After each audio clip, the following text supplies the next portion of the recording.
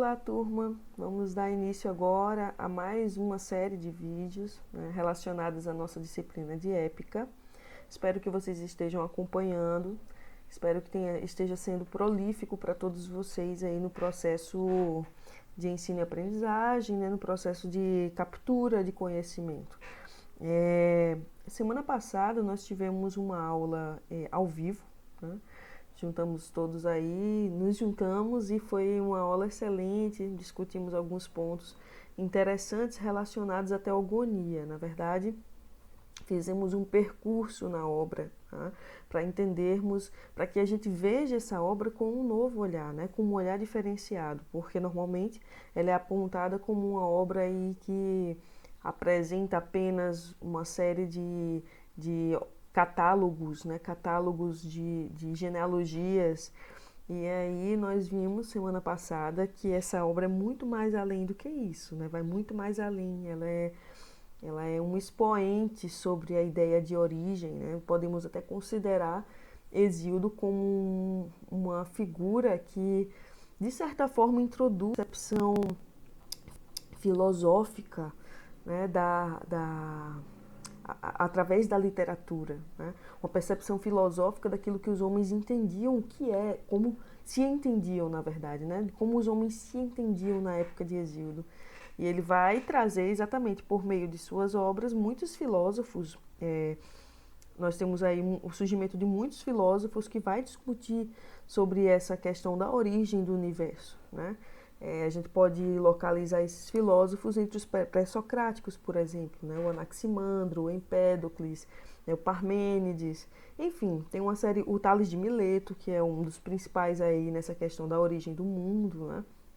Então tem uma série de nomes entre os pré-socráticos que abordam os temas apresentados por Hesíodo, claro, de uma forma muito diferente, já trazendo um princípio de razão, né? Um princípio de coleta de informações através da razão, mas em Hesíodo nós temos esse olhar levando muito em consideração, claro, o tema mitológico, levando em consideração o valor literário, mas nós temos aí como o homem se enxerga nesse período arcaico, né? Esse período aí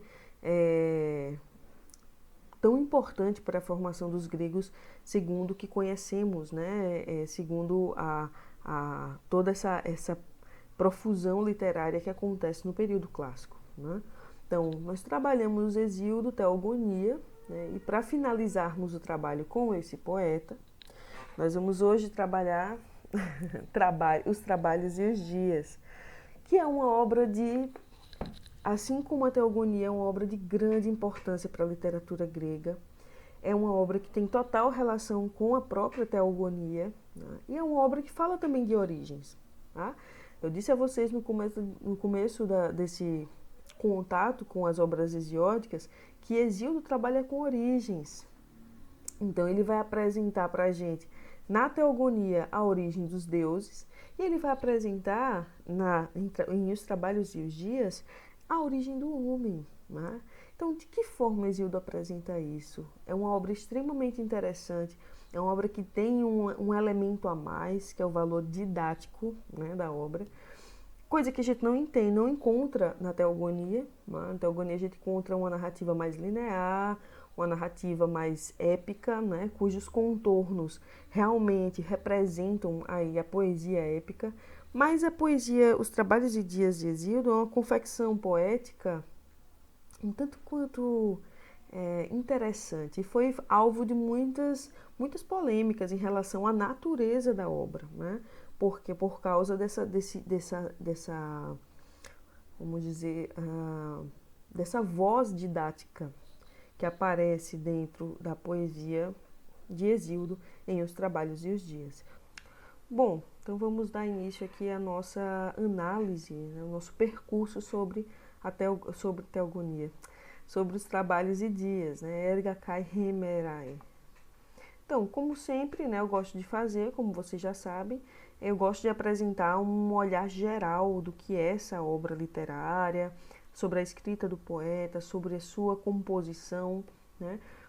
a voz do poeta, a natureza da poesia, enfim, eu gosto de apresentar alguns aspectos importantes para que vocês se situem no momento da leitura.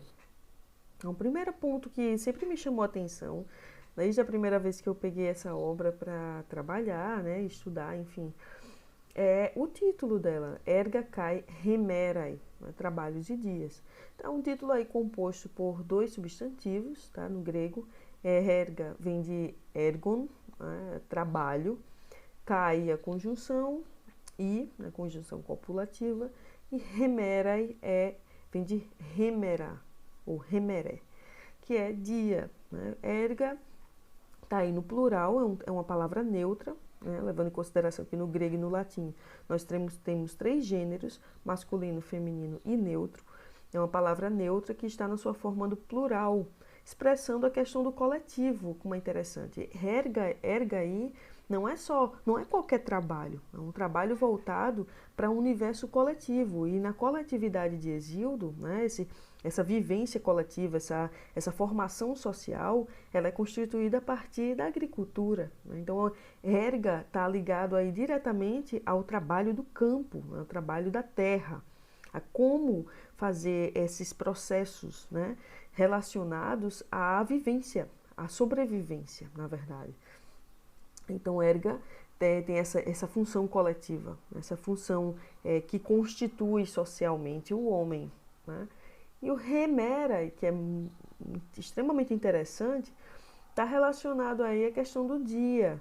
Né? Dia, a gente pode encontrar no universo grego, falando assim en passant, três concepções importantes. Né? Remera como em oposição à noite, né? Como a gente viu lá na Teogonia, nos filhos aí de Caos, né? De Caos.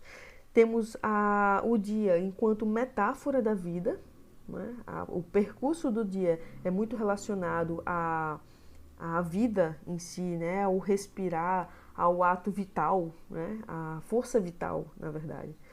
E temos uma terceira concepção, que é o dia enquanto período de trabalho. Olha como é interessante, porque para os gregos o dia até hoje é assim, né? É tecnicamente assim. O dia é o tempo resguardado para que o homem possa produzir.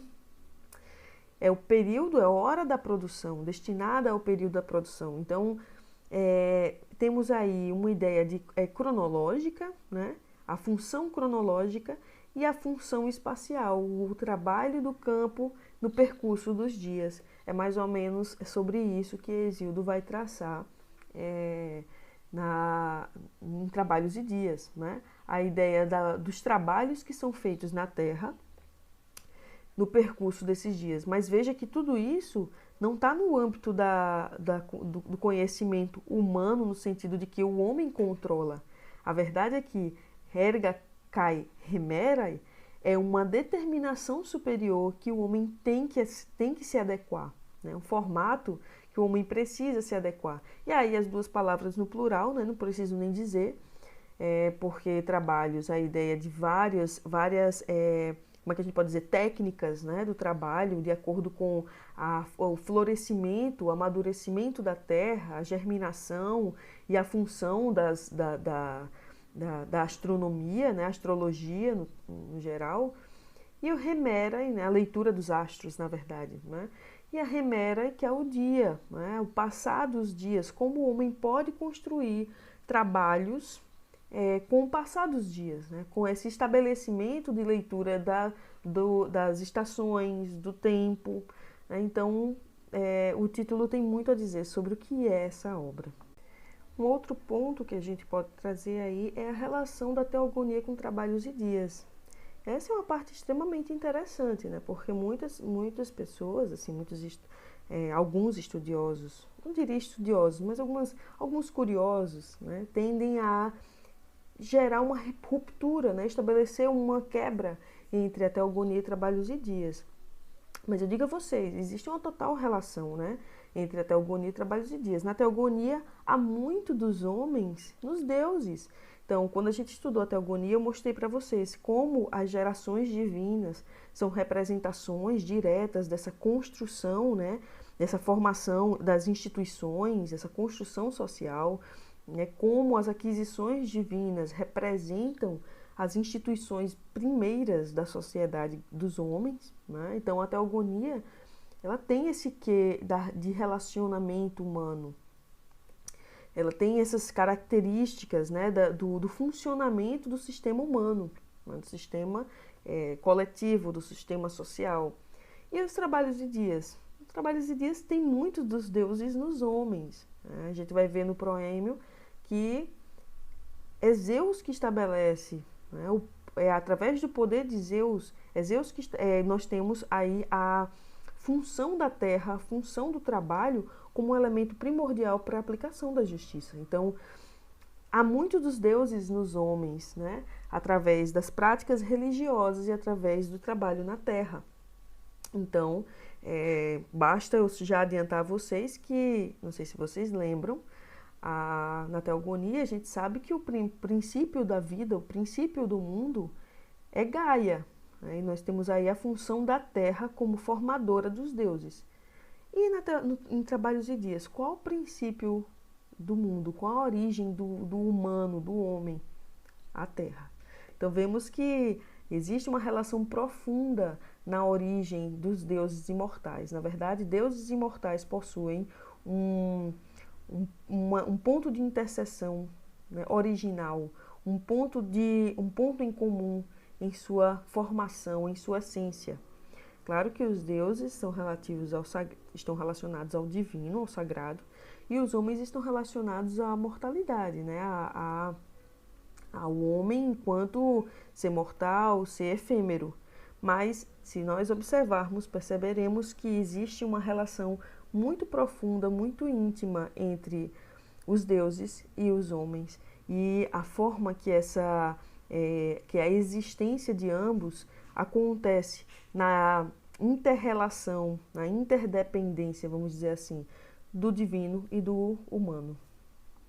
O terceiro ponto que temos aí são as instâncias cósmicas, né, e sociais, deuses olímpicos. Então, assim, a gente pode perceber que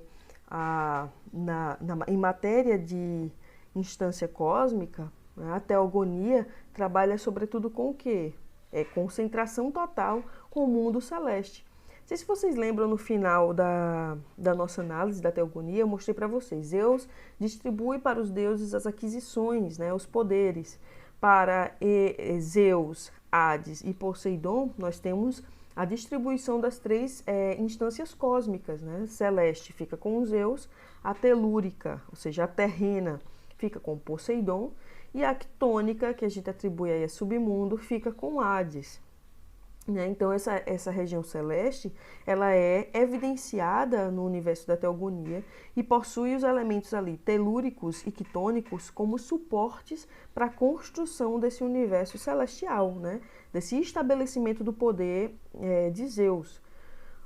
Em seguida, teríamos o quê? Em trabalhos de dias, o telúrico é evidenciado, né? Então, a gente tem primeiro o surgimento, né, a formação desse universo celestial para que o universo telúrico, o universo terrestre, possa existir.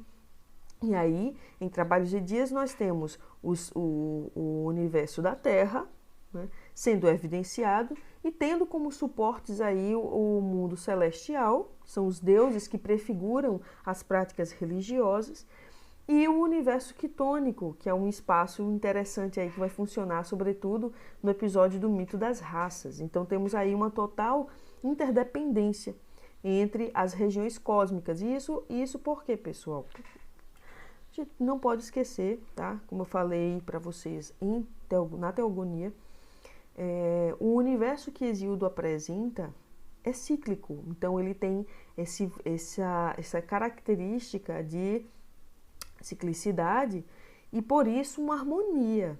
Veja, é necessário que aconteça essa harmonia para que as coisas se renovem, para que haja destruição e a renovação, a morte e a vida, e assim vai. Então, ele trabalha com esses elementos opostos, né, esses elementos vamos dizer que assim, nem geralmente opostos, mas esses elementos que se interrelacionam, esses elementos diferenciados que se interrelacionam para que aconteça essa harmonia.